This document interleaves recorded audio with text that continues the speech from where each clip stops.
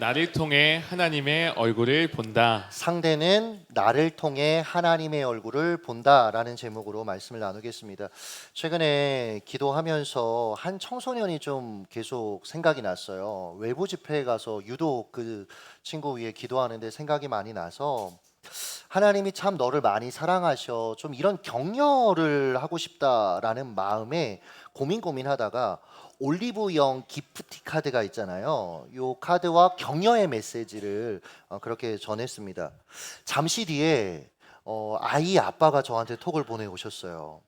아이가 지금 가족톡에 완전 소름이라고 막 기뻐하면서 글을 올리더래요.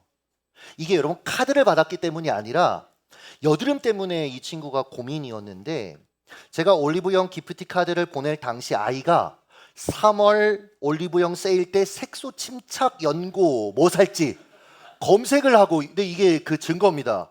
있었더라고요. 아, 하나님이 내 작은 고민에도 관심을 갖고 계시는구나, 이게 느껴졌겠죠. 그래서 너무 기뻐서 가족들한테 그걸 간증하고 기뻐했던 거예요. 이런 일들을 인생의 여정 속에 자주 겪으면서 제 나름대로 내린 결론이 하나 있는데, 뭐냐면 사람들은 우리를 통해 하나님을 보고 경험한다라는 거예요. 이건 굉장히 여러분 부담스럽지만 영광스러운 명제입니다. 하나님을 사람들은 우리를 통해 보고 경험한다라는 거죠. 야곱도 이것을 경험했습니다. 그는 형과 재회하는 자리, 오늘 본문이 그 내용을 다루고 있거든요. 그 재회하는 자리에서 형의 얼굴이 하나님의 얼굴을 보는 것 같다라고 고백했어요. 이게 아첨이 아닙니다, 여러분. 실제로 그렇게 느꼈던 거예요. 얼마 전까지만 해도 야곱은 무서운 형의 얼굴을 예상하면서 두려워했습니다. 그런데 막상 눈앞에 재회한 그 에서, 야곱을 향해 4절을 세 번역으로 한번 읽겠습니다. 시작. 그러자 에서가 달려와서 그를 끌어안았다. 에서는 두 팔을 벌려 야곱의 목을 끌어안고서 입을 맞추고 둘은 함께 울었다. 여러분 보세요. 환대하고 화해하는 주체가 누구요? 에서가. 야곱이 아니라 에서였단 말이죠. 그는 동생을 향해 적극적으로 용서하고 환영한다라는 메시지를 온몸으로, 그래서 그 다양한 동사들이 있죠. 껴안았다, 달려갔다, 온몸으로 표현하고 있어요. 이 대목을 한 주간 묵상하는데, 돌아온 둘째 아들을 환대하는 하나님 아버지의 모습이 이렇게 오버랩되는 거예요. 누가복음 15장 20절을 한번 읽어주실래요? 시작. 그가 아직도 먼 거리에 있는데 그의 아버지가 그를 보고 측은히 여겨서 달려가 그의 목을 껴안고 입을 맞추었다. 아멘. 즉 에서는 지금 하나님 아버지가 반역한 죄인들에게 베푸시는 그 사랑과 용서를 20년 전에 자기를 속이고 자기 것을 가로챘던 동생 야곱을 향해 베풀고 있는 겁니다. 이 순간 에서의 얼굴을 한번 상상해 보십시오.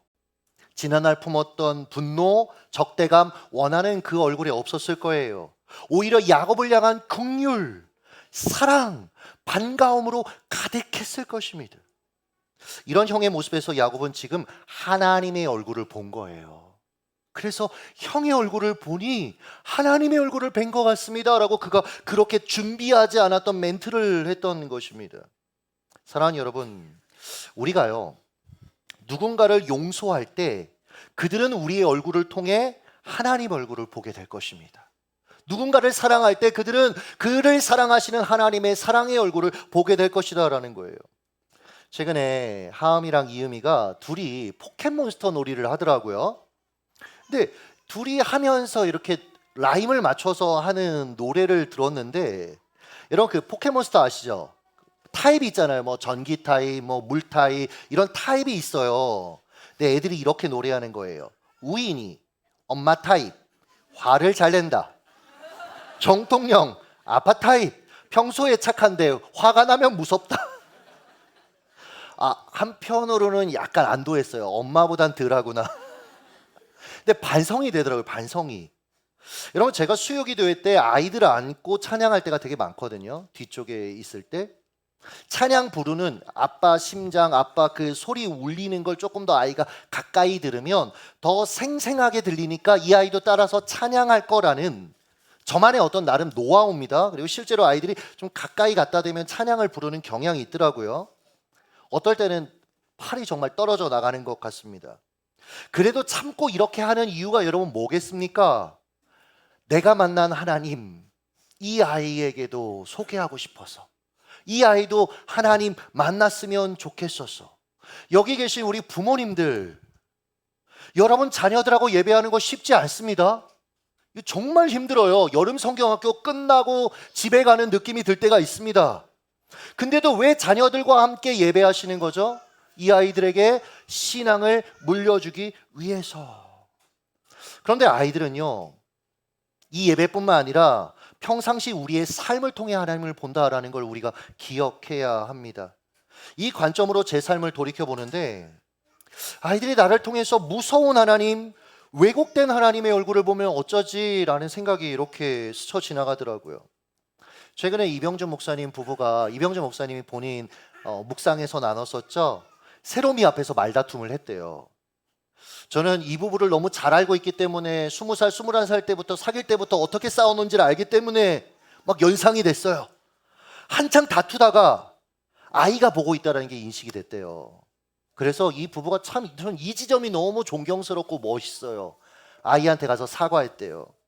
세롬아, 엄마 아빠가 너 앞에서 이렇게 다퉈서 정말 미안해. 근데 우리 세롬이가 이렇게 얘기했대요. 엄마 아빠가 서로 큰 소리로 이야기해서 이상했어요. 이상했어요. 여러분, 부모가 자신의 이러한 연약함을 아이에게 정직하게 인정한다는 건 여러분 너무 아름다운 겁니다. 이건 여러분 못난 모습이 아니에요. 이렇게 하는 것 자체가 용기고요. 하나님 앞에 겸손함이 없다면, 하나님 앞에 살아간다는 의식이 없다면 여러분 이렇게 할 수 없는 겁니다. 사랑하는 여러분, 우리가 부모로서 아이들에게 줄 수 있는 최고의 선물은 뭐냐면 서로 화해하고 사랑하는 모습을 보여주는 거예요. 아니, 교회 안에서 리더라면, 한국 교회를 제가 다양한 교회들을 지금 다니고 있잖아요. 너무 마음이 아파요. 정말 별것 아닌 거 가지고 삐지고, 별거 아닌 거 가지고 서로 욕하고, 그래서 서로 척을 지고, 그게 교회 안에 계속되는 모습들을 보면서 제가 한국 교회를 다니면서 너무 요즘 마음이 사실은 아파요. 제가 내린 결론이 있어요. 리더가 함께하는 사람들에게 줄 수 있는 최고의 선물은 뭐냐면 리더들끼리 서로 사랑하는 겁니다. 부모가 서로 사랑하는 겁니다. 서로 화해하는 용기를 보여주는 겁니다. 아이를 어떻게 교육할 것인가 다투는 것보다, 차라리 그걸로 다투는 것보다 부모가 사랑하는 게 훨씬 나아요. 아이들하고 놀이동산 가서 계속해서 짜증내고 힘들어하는 것보다 차라리 집에서 부모가 화목한 게 낫다라는 거죠. 아이들은 우리를 통해 하나님의 얼굴을 보기 때문에 그렇습니다. 한편으로 에서를 바라보는 야곱의 시선에도 변화가 생겼다는 걸 기억하셨으면 좋겠어요. 추측건데 야복강에서 자신을 기습적으로 공격했던 그 인물을 야곱은 에서형이라고 생각했을 거예요. 그러니까 필사적으로 저항하고 맞서 싸웠던 거죠. 그런데 알고 보니까 누구였죠? 하나님이었습니다. 하나님. 이 경험이 그의 타인 의식의 새로운 변화를 가져왔다라는 거예요. 타인과 맞서 싸운 그 자리, 알고 보니 그 자리에 계신 분은 하나님이었습니다. 그래서 여러분, 그 장소를 분이엘이라고 이름 지었잖아요. 즉 상대의 모습 속에 하나님의 얼굴을 볼 수 있는 눈이 열렸다. 아, 하나님을 보았구나. 하나님의 얼굴을 보았구나. 하나님의 인도하심이 저는 놀랍더라고요. 20년 전을 생각해 보세요. 하나님이 고향 땅을 도망치듯 떠나오는 이 야곱에게 장소에 대한 새로운 눈을 주셨죠. 그래서 하란을 가게 하셨어요. 그러니까 장소에 대한 인식의 전환을 주신 거죠. 아, 루스가 하나님의 집이었구나. 하나님이 계신 곳이 바로 하나님이 함께 하시는 곳이 내가 살아가는 곳이구나. 그 덕분에 하란 땅에 가서 어떻게 살았습니까? 외삼촌 라반이 아무리 힘들게 해도 맡겨진 자리에서 충성하는 사람으로 변화된 삶을 그가 살아갈 수 있었던 거예요. 이제 약속의 땅으로 들어가는 길목 20년 후 하나님께서 이제 그의 시선을 변화시키시는 겁니다. 그는 약속의 땅에서 리더로 살아가야 될 사람입니다. 리더는 사람들의 단점보다 장점을 격려할 수 있어야 돼요.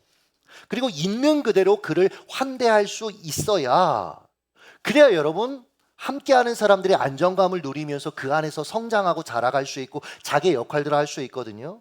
근데 여러분 리더가 상대를 볼 때마다 그의 단점만 보는 시선을 가지고 있는 거예요. 그럼요, 자신도 괴롭고 상대도 괴롭고 공동체도 괴로워지는 겁니다.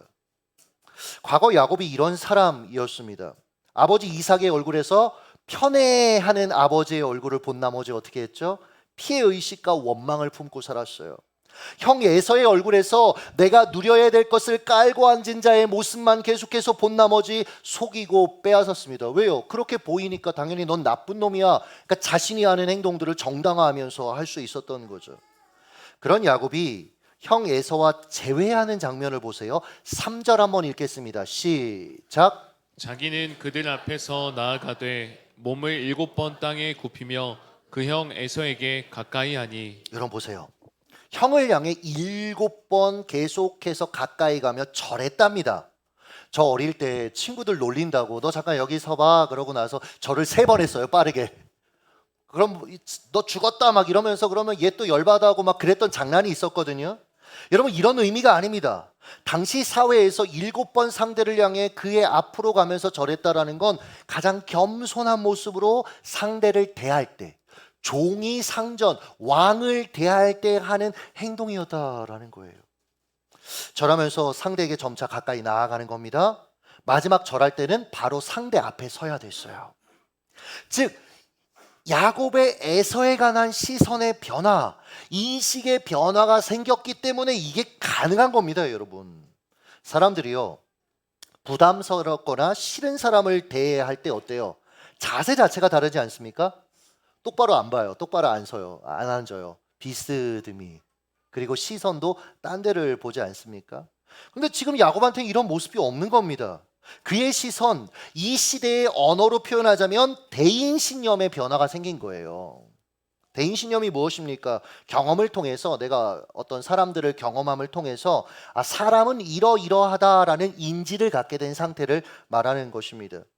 최근에 한 자매와 이렇게 식사하면서 결혼에 관해 이야기하는데 자기는 경상도 남자랑 결혼을 안 하겠다는 거예요. 제가 우리 교회 이런 형제도 있고 이런 형제도 있고, 근데 전제 조건이 뭐냐면 본인은 경상도 남자는 안 된대요. 이유가 뭐냐고 물었더니 아빠가 굉장히 무뚝뚝한 경상도 남자래요. 경상도 남자랑 결혼하면 무뚝뚝한 남자랑 저렇게 살아야 되는구나. 엄마가 힘든 것처럼 결국 나도 힘들겠구나 라는 어떤 대인신념이 여러분 형성된 겁니다. 그래서 제가 얘기해 줬어요. 아니다, 이게 사람마다 개인차가 있다. 경상도 남자도 막 녹이는 남자들도 있다. 그러니까 좀 이렇게 시선을 열어라. 우리의 경상도 형제들 괜찮다, 뭐 이런 얘기도 해줬습니다. 이 자매 케이스에서 보듯이 우리는요, 내게 의미 있는 사람들을 통해 경험된 것들이 만들어낸 어떤 대인 신념을 가지고 사는 거예요. 그러면 이후에 만날 의미 있는 사람들과의 관계에 엄청난 영향이 미쳐진다라는 거죠. 한 자매는 아버지가 무능력했어요. 한량처럼 놀기만 했고, 그래서 엄마가 굉장히 이제 본인이 일을 해야 됐던 거죠, 평생. 그러니까 고생하면서 사는 걸 잘하면서 봤습니다. 그래서 남자란 여자에게 피해만 끼친다, 남자는 책임감이 없다라는 어떤 대인신념을 갖게 됐어요, 실제로. 이 자매가 커가면서 남자친구가 생겼는데 조금이라도 남자친구가 성실하지 않은 모습을 보이면 이별을 막 통보해버리는 거예요. 다음날 남자친구 막 황당하고, 남편이 쉬는 날에 집에 늘어져. 쉬는 날 여러분 다 늘어지고 싶잖아요. 근데 이렇게 얘기했대요. 왜 너만 쉬려고 하냐, 너도 우리 아버지랑 똑같다. 이렇게 되는 거예요. 한 남성이 부모의 갑작스러운 죽음으로 어린 나이에 형제들이 뿔뿔이 흩어져 사는 그런 일들을 겪습니다. 이 남자는 친척 집에 갔는데 거의 머슴처럼 이 친구를 대한 거예요. 그래서 이제 그 집에 안 있으려고 빨리 어린 나이에 독립을 합니다. 이분이 성실하고 똑똑했어요. 그래서 젊은 나이에 자수성가했습니다. 공장을 갖게 됐어요. 가정에 대한 그리움도 있죠. 그래서 결혼 일찍 했습니다. 그리고 아이도 둘이나 낳았습니다. 근데 관계 맺는 게 서툰 거예요. 어디서 배워봤어야죠. 경험해봤어야죠. 또 워낙 일에 몰두했잖아요. 왜냐면 내 인생 내가 책임져야 돼. 이분 신앙인이 아니었기 때문에 내 인생 내가 책임져야 돼. 일에만 몰두하며 살다 보니까 가정에 소홀했던 거죠. 결국 아내가 그를 떠납니다. 이 사건을 계기로 이 남자가 공황장애가 와요. 인지심리학에서 공황장애의 원인을 나는 혼자다, 나를 도와줄 사람은 없다, 이런 신념이 작동한다라고 해석을 하거든요. 그러니까 아무도 날 도와줄 사람이 없는데 호흡곤란이 왔어요. 그럼 당장 죽을 것 같은 느낌이 더 배가 되는 거죠. 그러니까 절망적인 거죠. 이 남성의 타인 신념은 뭐냐면 사람들은 나를 버린다. 자기 신념은 뭐예요? 나는 혼자다. 이런 대인 신념이 깨지는 방법은 있는 그대로 그를 사랑하고 품어줄 존재, 같이 있어줄 존재를 경험하는 것밖에 없어요. 이런 유일한 존재가 여러분 계셔서 우린 다행입니다. 하나님이 이런 분이시잖아요. 그래서 많은 사람들이 하나님을 만나고 자기를 향한, 타인을 향한 인식들이 변화되는 겁니다, 여러분. 마음도 열게 되고 행동도 달라지게 되고. 최근에 청소년 한 200명 정도 모인 집회에서 이틀간 이제 말씀을 전하고 왔어요. 첫날 2시간 가까이 말씀을 전했거든요. 제가 우리 교회에서는 설교를 할 때 한 23분에서 길어봤자 26분 합니다. 제가 짧게 설교하는 걸 좋아하는 사람이 아니에요. 외부 집회를 나가면 너무 신나요. 마음껏 얘기할 수 있으니까 한 1시간 반, 2시간 정도 합니다. 한 번 하면. 근데 애들이 그 시간 내내 반응하더라고요. 같이 웃고 심지어 울고 같이 막 웃고 너무 좋은 거예요. 둘째 날도 기대하면서 이제 가서 또 말씀을 전했습니다. 근데 제 느낌에 전날보다 못하다 이런 반응이 약간 있었던 것 같아요. 이제 밤 한 11시쯤 돼서 혼자 돌아오는 차 안에서 내가 잘하지 못했다라는 어떤 수치감이 이렇게 올라오는 거예요. 물론 여러분 제 느낌과 달리 다음날 담당 목사님 통해서 이제 받은 피드백은 역대급 집회였다, 이런 목사님을 섭외해 주셔서 감사하다, 이런 얘기들도 들었고 은혜 받은 여러 피드백들이 제 귀에 들렸어요. 그 6월 집회 일정도 다시 섭외를 받았고요. 그러니까 사실은 아니었던 거죠. 제가 이걸 겪으면서 그날 아침에 이렇게 묵상을 썼잖아요. 저는 가끔 제 안에 여전히 남아있는 수치심이라는 녀석과 씨름합니다. 하나님과 씨름했던 야곱처럼 하나님을 붙잡아야 하는데 어리석게도 수치심을 붙잡고 들어가지도 않아도 될 동굴에 들어가곤 합니다. 그러면서 이제 예수 그리스도의 십자가, 하나님의 사랑에 대해서 제가 얘기했죠. 김 소장님이 제 톡을 보더니 저한테 이렇게 답톡을 보내셨어요. 목사님, 수치심이 어디서부터 온 것인지 탐색하시면 이후로 좀 편해지실 것 같네요. 어떤 사건에서인지, 누구로부터인지, 어떤 말이었는지 내 것이 아닌 것을 털어내는 작업이 필요합니다. 저는 이제 뭉뚱그려서 예수 그리스도의 복음, 이렇게 여러분 생각하고 넘어갈 뻔했는데 조금 더 구체적으로 다룰 수 있도록 해주신 거, 이게 여러분 코칭이잖아요. 사실 가만 생각해 봤습니다. 아침에 결국은 아버지로부터 이 수치심이 왔더라고요. 이런 얘기 정말 많이 들으면서 자랐어요. 넌 잘하는 게 대체 뭐야? 굼벵이를 삶아 먹었어? 한심한 놈. 이 얘기 참 많이 들어요. 한심한 놈. 그래서 감정 수업에 이 거짓된 말들을 적었습니다. 그리고 그 밑에 진리를 적었어요. 나는 하나님으로부터 존재 자체로 사랑받는 사람이다. 복음을 삶에 적용하고 선포한 거죠. 그랬더니 마음이 한결 편해지는 거예요. 그리고 그런 것들이 올 때마다 이제 선포하고 있습니다. 여러분도 이렇게 하세요. 과거 부정적인 어떤 경험으로 만들어진 그 대인 신념의 진리를 선포해 보는 겁니다. 하나님의 말씀을 선포해 보는 겁니다. 다시 본문으로 돌아와서 20년 만에 동생을 만난, 그래서 너무 기뻤던 이 에서가 동생을 위해 너무 기쁘니까 뭔가 해주고 싶은 거예요. 그래서 12절입니다. 같이 읽습니다. 시작. 에서가 이르되 우리가 떠나자 내가 너와 동행하리라. 강도의 위협이 있을 수 있으니까 내가 보디가드가 돼줄게. 같이 가자, 우리 고향 땅으로. 근데 여러분 야곱이 극구 사양합니다. 계속해서 설득해서 형 괜찮아요, 저 혼자 갈게요, 저희끼리 갈게요, 계속 사양합니다. 왜 그랬느냐? 저는 여기서 야곱의 지혜가 보이더라고요. 지금은 형하고 화해한 상태입니다. 그래서 이제 좋았다 하면서 같이 이제 고향으로 가요. 근데 같이 지내다가 종들끼리 싸우는 거예요. 같이 지내다가 내 애들하고 형 애들이 싸우는 거예요. 그럼 여러분 어때요? 큰일 나는 거죠. 자식 싸움이 부모 싸움으로 번지듯 다시 돌이킬 수 없는 어떤 관계가 될 가능성이 있는 거죠. 사랑하는 여러분, 기억하십시오.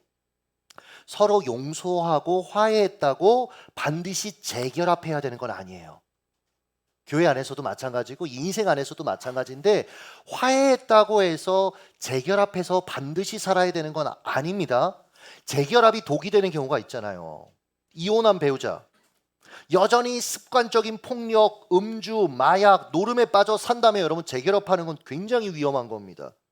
화해할 수 있어요. 그러나 학대받았던 이전의 상황으로 여러분 들어가는 건 위험하다라는 거예요. 이럴 땐 좀 안전한 거리에서 교제하시는 것도 좋은 방법입니다.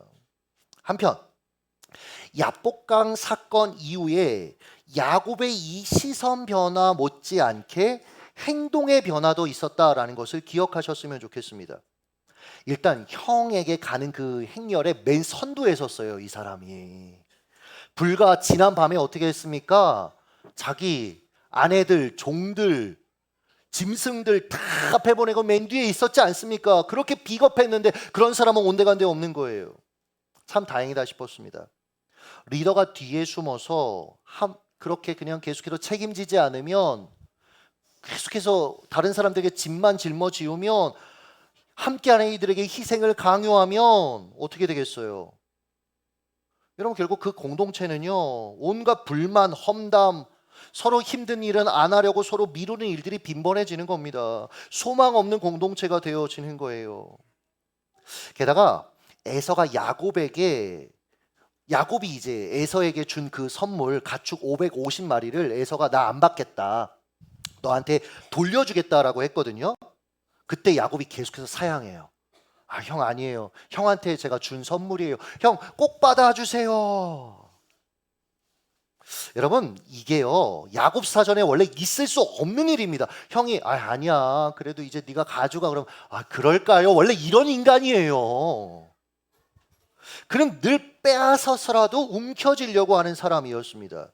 그런데 야복강 사건을 통해서 축복이란, 전 이게 참 중요하다고 생각하는데, 축복이란 하나님께 오는 거지 형을 속여서 탈취하는 게 아니다라는 걸 깨달은 거예요. 여러분, 축복은 하나님으로부터 오는 겁니다. 이 땅의 사람들처럼 똑같이 살아서 여러분 얻어내는 게 아니다라는 거예요. 그래서 속여 빼앗은 것을 본래의 주인에게 돌려주고 있는 겁니다. 마치 삭개오가 회개했던 한 장면이 떠오르지 않으십니까? 누가복음 19장 8절 읽습니다. 시작. 삭개오가 서서 주께 여짜오되 주여 보시옵소서, 만일 누구의 것을 속여 빼앗은 일이 있으면 내 갑절이나 갚겠나이다. 여러분, 회개는 입술로 하고 끝나는 게 아니다라는 걸 보여주고 있죠. 회개에 합당한 열매, 내가 누군가 빼앗은 것이 있으면 4배로 돌려주겠습니다. 삭개오가 우리에게 어떠한 삶을 살아야 되는지 보여주고 있는 것이죠. 야곱도 정말 변한 겁니다. 회개에 합당한 열매를 맺고 있는 겁니다. 우리도 여러분 이렇게 살아야 돼요. 회개했으면 합당한 열매들을 맺으며 살아가야 되는 것이죠. 말씀을 맺도록 하겠습니다. 여러 야곱의 변화된 모습에 대해서 여러분 얘기 드렸어요. 야곱의 이런 변화된 모습을 지켜보면서 시선의 변화, 행동의 변화, 하나님 보실 때 어떠셨을까요? 야, 이름 바꿔준 보람 있네, 그러시지 않았을까요? 야곱에서 이스라엘이라는 이름으로 바꿔줬더니 야, 이스라엘답게 사네. 근데요, 저는 이제 설교를 먼저 준비하니까 그 다음 장을 먼저 넘길 거 아닙니까? 다음 장만 넘어가도요, 참 또 인간 냄새 풀풀 풍기고 있는 이 야곱의 모습을 결국 또 만나게 됩니다. 야곱은 야복강 사건 이후 변화되었으나 아직 완전히 변화된 게 아니다라는 거죠. 20년 전으로 거슬러 가면 베델에서 변화되었으나 아직 변화된 건 아니다라는 거죠. 20년이 흘렀으나 여전히 변화된 건 아니다라는 거죠. 완전히는.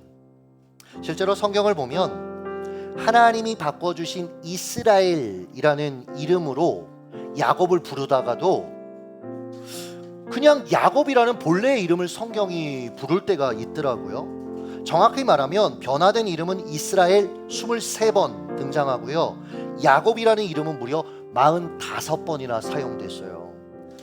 무슨 말을 하고 싶냐면 야곱은 아직 이스라엘이 돼 완전한 이스라엘로 변화되지 못했다라는 거예요. 여러분 위로가 되지 않습니까? 저 역시 20대에 하나님을 만나서 목사로 살고 있지만 여전히 변화되지 못하고 있는 야곱의 영역이 있어요. 이제 좀 멀리 왔나? 변화된 그 삶이 좀 이제는 멀리 예수님을 닮았나 싶다가도 어느 순간에 여전히 야곱으로 살고 있는 제 모습을 직면할 때가 있거든요. 어떨 때는요, 혼자 목양실에 앉아서 야, 어떻게 이렇게까지 인간이 안 바뀌나, 절망감을 느끼기도 하고요, 회의감에 빠지기도 합니다. 그때마다 야곱을 대하시는 하나님의 사랑 열심을 이제 생각하게 되었어요. 못난 모습 보일 때마다 찾아오시는 하나님, 루스가 변화를 베델되게 하시고 야복강이 분이엘 되게 하시고 모든 상황 가운데 개입하시는 그 하나님, 그리고 다시 일으켜 주시는 하나님, 다시 이스라엘로 살 수 있다라고 격려해 주시는 하나님. 야곱이 이스라엘로 살 수 있었던 이유, 그가 변화될 수 있었던 인생의 그 여정이 있을 수 있었던 이유는 포기하지 않으시는, 그를 여전히 사랑하시는 신실하신 하나님 덕분이었다라는 거죠. 그러므로 내가 변화되어야지 집중하는 이 인생보다는 나를 바꿔가시는 하나님의 신실하심과 인내, 사랑과 열심에 여러분 기대는 인생 되셨으면 좋겠어요. 그분 손잡고 한 주간도 이스라엘로 살아가시기를 예수님의 이름으로 축복합니다. 기도하겠습니다.